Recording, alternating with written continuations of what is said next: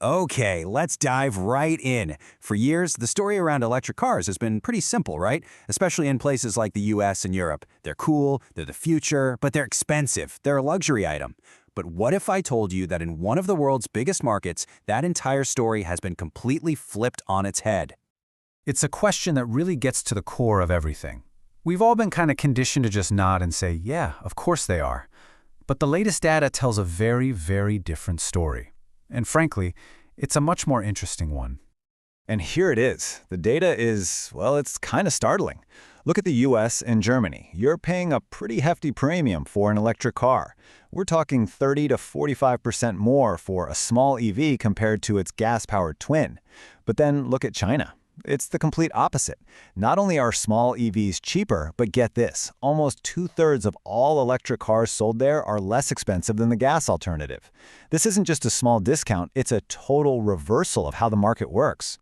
So this just raises the massive question, how? How on earth did China manage to make electric cars the budget-friendly option, while the rest of the world is still struggling just to get the prices to match?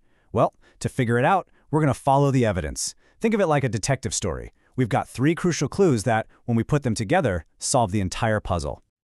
Our first clue, and you could argue it's the most important piece of the puzzle, is all about the single most expensive part of any electric car, the battery. Cracking the code on cheap batteries is basically the holy grail for making EVs affordable for everyone. And this is where China just has a colossal head start. In 2024 alone, battery pack prices in China absolutely plummeted, down 30%. At the same time, Europe and the US saw prices drop by about 15%, which is good, but it's not 30%. China is cutting costs at double the speed, which gives their car makers this massive advantage before the car is even designed. So why are their batteries so much cheaper? It's not just one magic bullet. It's this powerful combination, this perfect recipe. You have ferocious competition between their domestic battery giants. You have incredible gains in manufacturing efficiency. And critically, they have a deeply integrated supply chain where they control almost everything from the raw minerals to the finished battery pack. Throw in a huge, skilled workforce, and you got the ideal conditions for prices to just keep falling. But the story doesn't stop inside the battery factory. Not at all. Our second clue is what happens when these cars actually hit the streets and go on sale. The Chinese auto market, you have to understand, is an absolute battleground. It's one of the most competitive places on the planet. And all that competition has created a market that is just flooded with affordable options. Think about this number for a second. 40% of all electric car models available for sale in China are priced under $25,000. In the West, you could probably count the number of EVs in that price range on one hand. This isn't about one or two cheap models. It's a deep, diverse market for the average person. And this competition has a face. We're talking about real cars people are buying every day.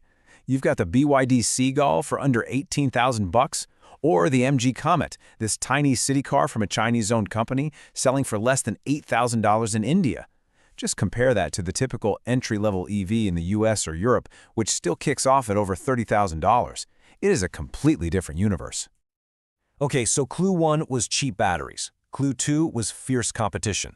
Both are super powerful forces, but they didn't just appear out of nowhere. They were sparked into life by our third and final clue, a very deliberate, very long-term government strategy to build an EV superpower from the ground up. And this was not a short-term fling. We're talking more than a decade of the Chinese government carefully nurturing this market. They did simple things like getting rid of the 10% purchase tax that applies to gas cars. Boom, EVs are instantly more attractive. They offered really generous subsidies if you traded in your old gas guzzler. This kind of sustained support created the demand that let the battery makers and the car companies scale up, which in turn helped them drive their costs down. It all works together. So when you step back and look at the whole picture, you see how all three clues connect. It's the massive cost advantage from the batteries, fueled by that hyper-competitive domestic market, all of it supercharged by years and years of strategic government support. It really was the perfect storm for making affordable electric cars a reality.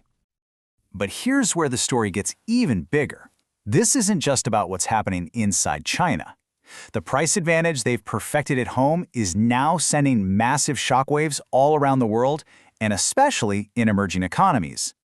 And you can literally see those shockwaves in the import numbers. Look at this. In 2024, Chinese-made EVs made up a staggering 85% of all electric cars sold in Brazil and Thailand. 85%. In Mexico and Indonesia, they snapped up 2/3 of the entire market. These affordable electric cars are finding a lot of very happy customers in countries where price is, by far, the most important factor. And this isn't happening by accident. The International Energy Agency points out something absolutely critical. Chinese car companies are now making way more EVs than their own domestic market can even absorb. So what do? They look abroad. That price advantage they built at home is now their #1 weapon for global expansion. Which, of course, brings us to the final, really provocative question. With such a huge price advantage and with a crystal-clear strategy to export, is the global rise of Chinese EVs just inevitable at this point? Now, sure, things like tariffs and trade politics might slow them down in some Western countries, but their incredible success in so many other parts of the world suggest a fundamental shift in the global car industry is already well underway, and that is a thought worth thinking about.